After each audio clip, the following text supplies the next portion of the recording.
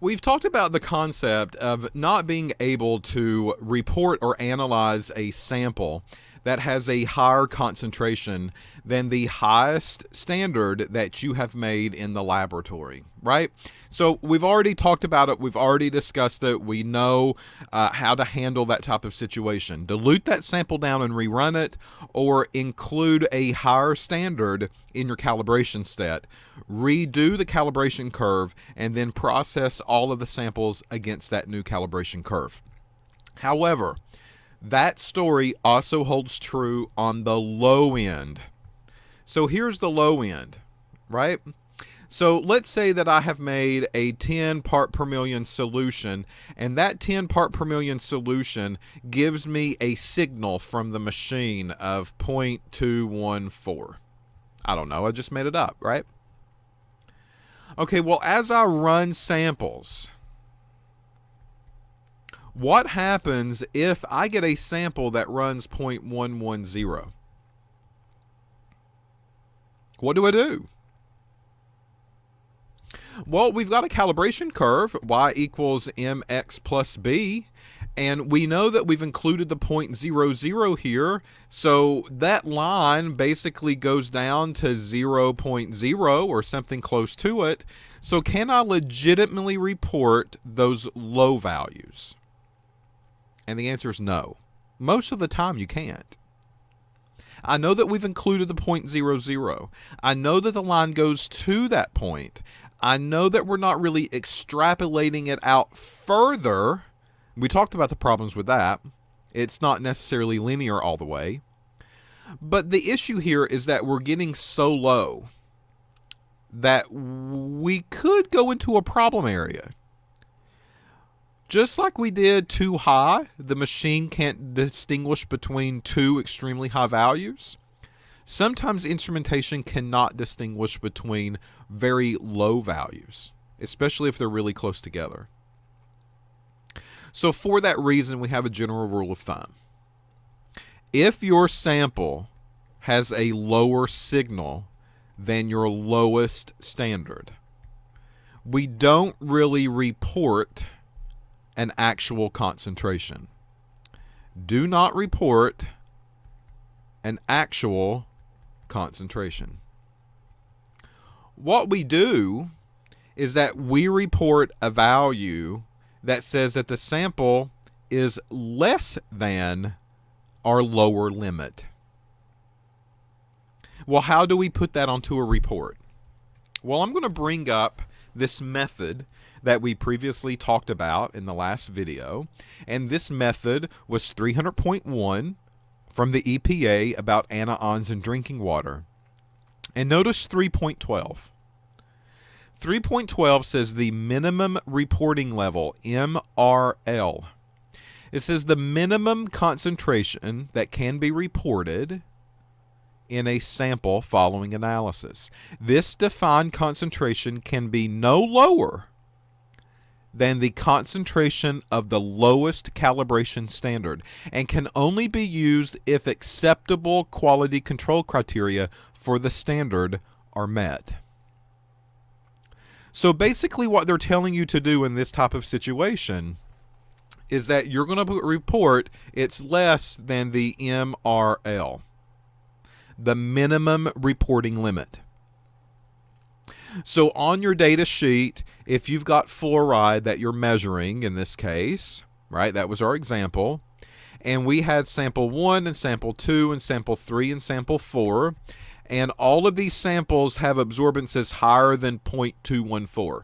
So let's say 0.413, 321, 276, and then this one, 194.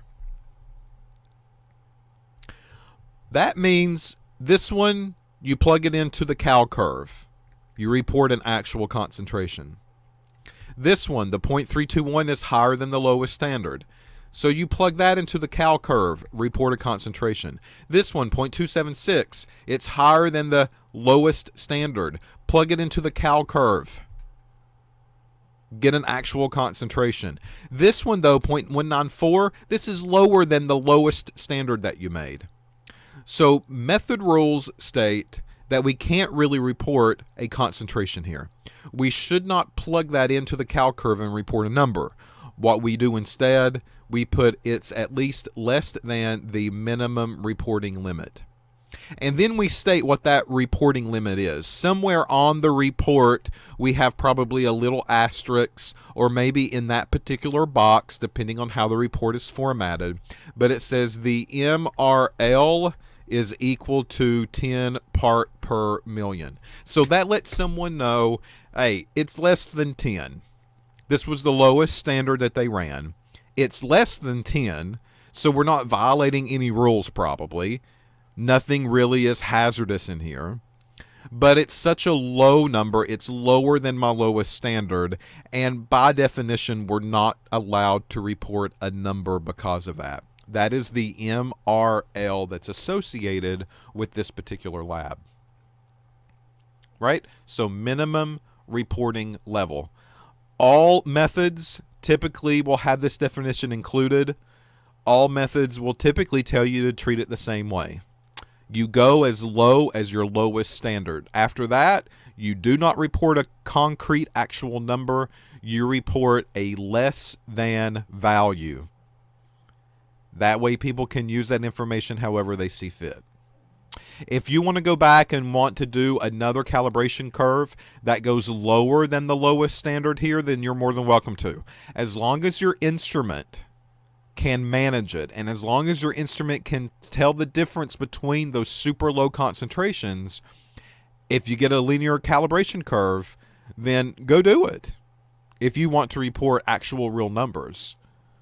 But there's a reason probably why you went to the lowest number possible to begin with, right? And that reason's probably because anything else less than that, the machine doesn't do a very good job picking it up. But that's built into your method. It's built into quality control parameters. Just follow the directions.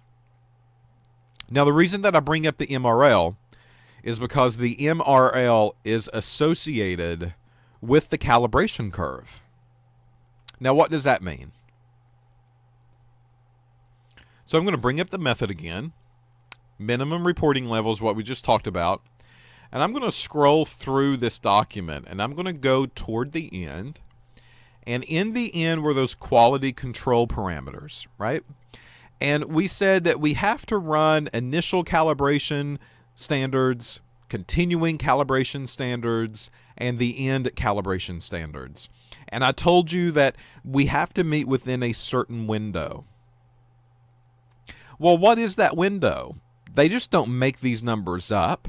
They've got to get them from somewhere. So if we look under 10.5, it says, once the calibration curve has been established, they must be verified prior to conducting any sample analysis. And you've got to use an initial calibration check. And they reference where you can find that section or that definition.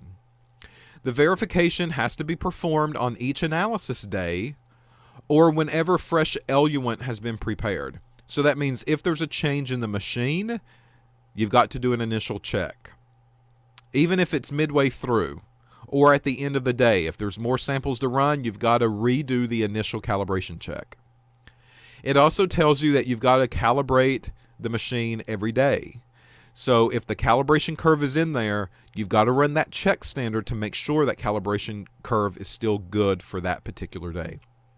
It says a continuing calibration check standard, 3.2.3, must be analyzed after every 10th and at the end of the analysis set as an end calibration check. The response for the initial, continuing, and end calibration check must satisfy the criteria of 10.51. All right, so down here is 10.51, and it says control limits for these things.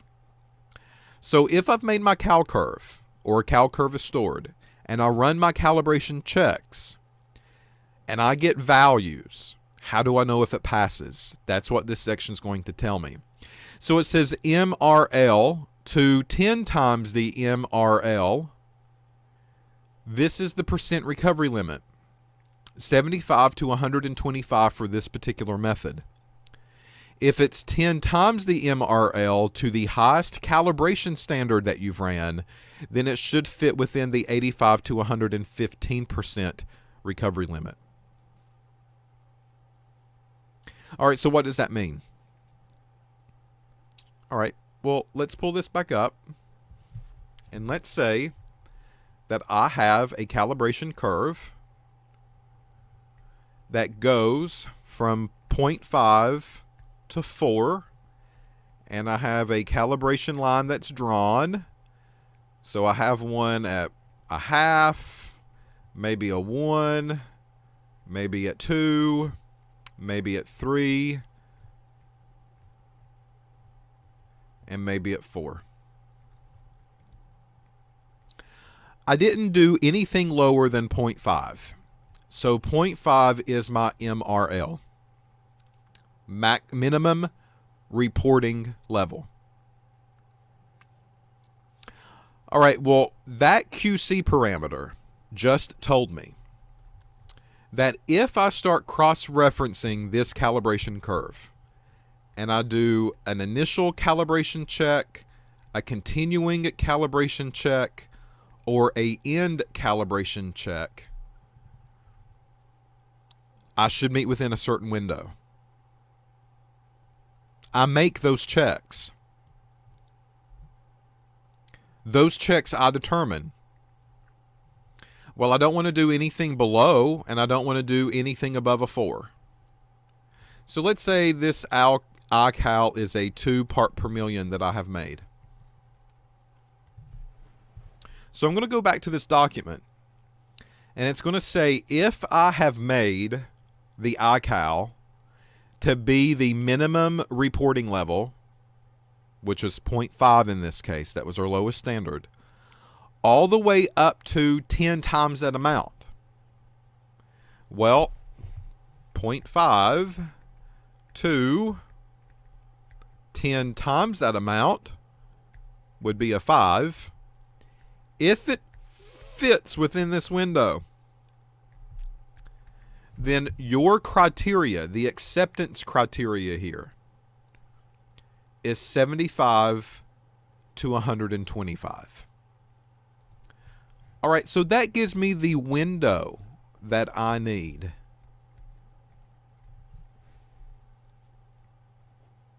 When I run these samples. So let's say I run the iCal. I made it to be a 2 part per million. And let's say the iCal comes back and the machine tells me and the calibration curve tells me, no, it's not a 2. It's a 1.7 part per million. Is that acceptable? Right? That's the question. That's what we need to determine, especially in a laboratory. Is that good enough? Because if that's not good enough, I need to stop it here. I can't run any samples at all. If it is good, then I can start processing samples. All right, well, this tells me that I'm good if I'm between 75 to 125% of the number. So I'm going to take my 2 and I'm going to multiply it by 0.75. I need 75% of that number, and that gives me a 1.5.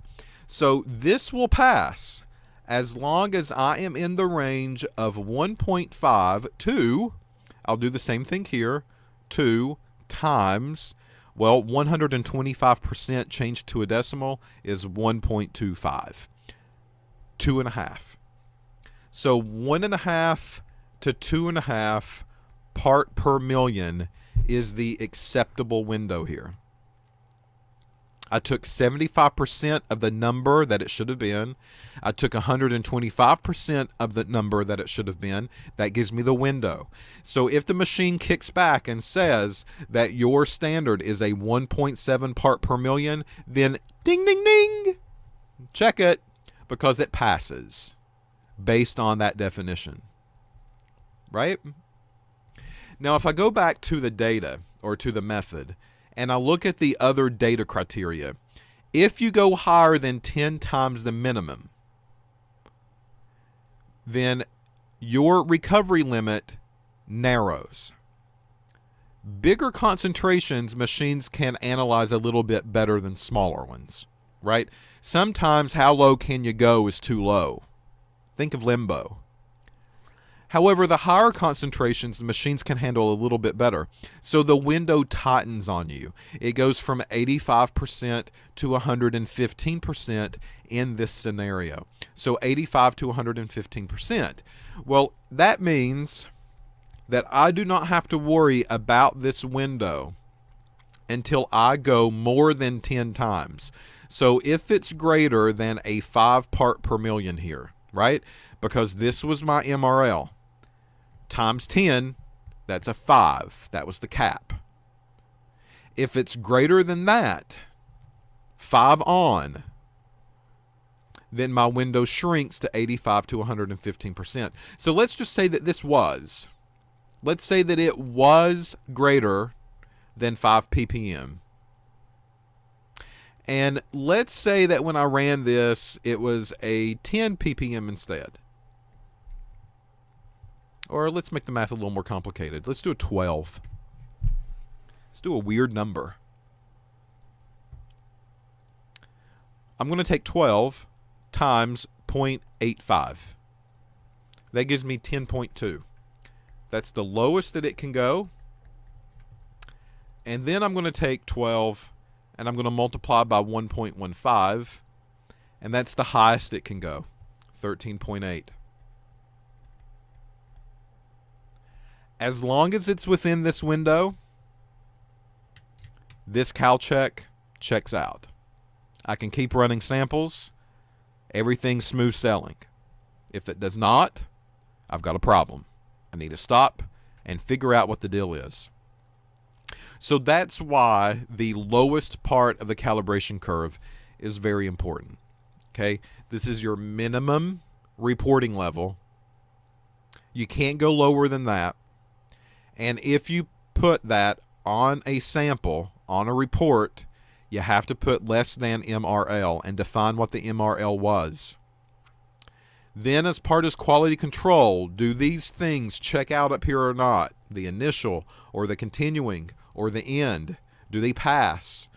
All of that is based off of the MRL of your calibration curve. Depending on where you are. In this method, it's 10 times that amount. You go under one window, and if it's greater than 10 times the amount, in this example we did a 5, but if it's greater than 10 times the amount for this method, we had another window in place. That gives you the criteria or the thresholds that you have to meet, which is very important in a laboratory. So this lecture has been kind of a mix between quality control parameters, laboratory management and how they would see the data, to data analytical processing that might go on in a different department in a laboratory if you're working for a bigger company, as well as the laboratory analyst's job of running samples and standards in a lab on a piece of equipment. So that sums up kind of what I wanted to talk about with MRLs and how low can you go. So keep coming back. We've got more to talk about as far as calibration curves are concerned, and a little bit more of the math and the statistics and the rules that go along with it.